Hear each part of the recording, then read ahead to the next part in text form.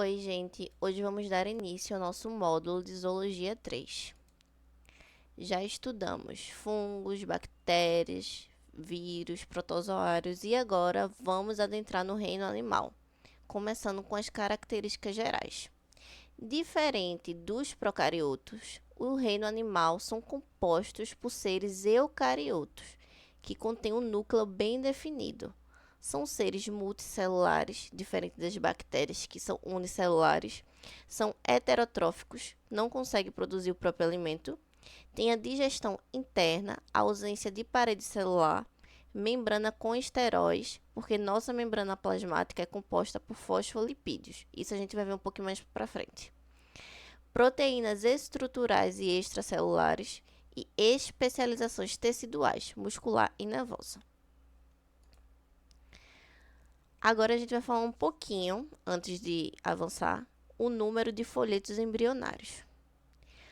Os folhetos embrionários são a ectoderma, a mesoderma e a endoderma. A ectoderma é a camada mais em cima, né? A mesoderma no meio e a endoderma é a camada mais profunda. Esses folhetos embrionários surgem da fase da embriologia, que é a fase da gastrulação. Existem animais ablásticos, diblásticos e triblásticos. Esses animais ablásticos não contêm nenhum folheto embrionário, porque eles não conseguem chegar na fase da gastrulação, que é os poríferos. A gente vai ver um pouquinho deles mais na frente. Também tem os diblásticos, que apresentam 2 desses folhetos. Esses folhetos são o ectoderma e a endoderma, não possuem a mesoderma. E tem os triblásticos, que possuem os 3 folhetos: a ectoderma, a mesoderma e a endoderma.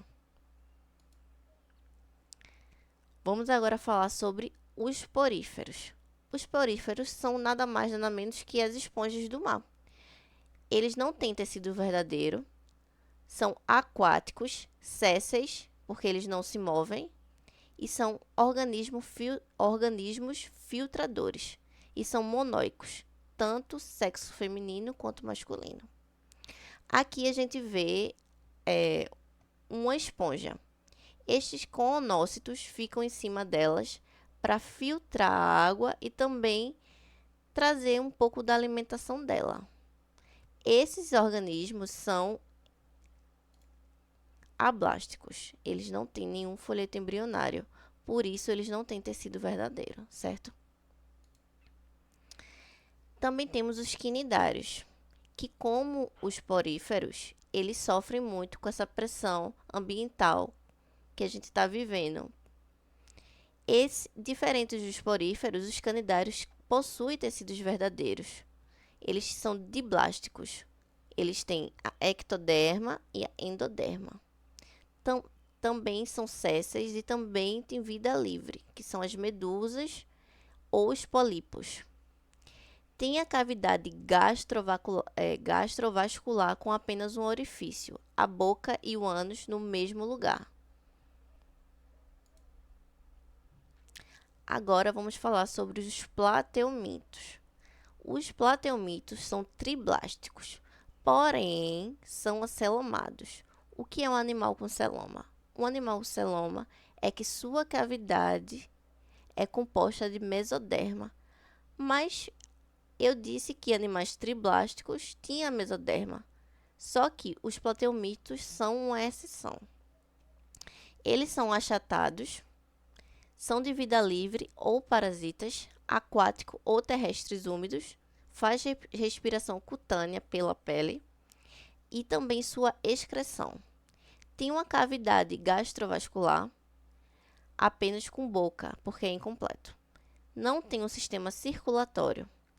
E quando eu conversei com vocês sobre a esquizotomose naquele dia e a tênia, esses são os plateumintos que causam esse tipo de doença. Depois a gente vai fazer uma revisão sobre essas doenças. Eu mandei para vocês aquele resumo para vocês lerem novamente. A esquizotomose é por falta de saneamento básico, que nem eu falei para vocês, e a tênia os humanos adquirem comendo ou carne contaminada que são mal passadas. Então, os ovos da tênia não conseguem morrer. e a gente acaba ingerindo e se contaminando. Também temos os nematóides, que são triblásticos e pseudocelomados. São tanto aquáticos como terrestres e também são parasitas. Tem um corpo cilíndrico, faz respiração cutânea, não tem um sistema circulatório e tem um sistema digestivo completo, boca e ânus. Faz excreção cutânea e alguns desses parasitas são a ascaridíase, que é as lombrigas, e a filariose, que causa elefantíase pelo mosquito. Temos também os moluscos, que é o segundo filo animal mais diverso. A maioria é marinho, mas também tem os terrestres. Eles possuem corpo mole, a maioria com concha de carbonato de cálcio, são triblásticos celomados. São gastrópodes, que incluem as lesmas, os caramujos e os caracóis. Cefalópodes, que são os polvos, e bivalves, que são essas conchinhas. Bivalves porque são duas conchinhas. E geralmente elas são filtradoras. Os artrópodes, que são atualmente os animais mais bem-sucedidos do reino animal, são triblásticos celomados, possuem um exoesqueleto de quitina, possuem diversos órgãos sensoriais, sistema circulatório aberto, sistema respiratório tanto branquial como traqueal, possuem um sistema excretor específico e da classe dos artrópodes nós temos os aracnídeos, os insetos e os crustáceos, como exemplo. Os equinodermos, que são triblásticos e celomados, são marinhos, sésseis ou muito lentos.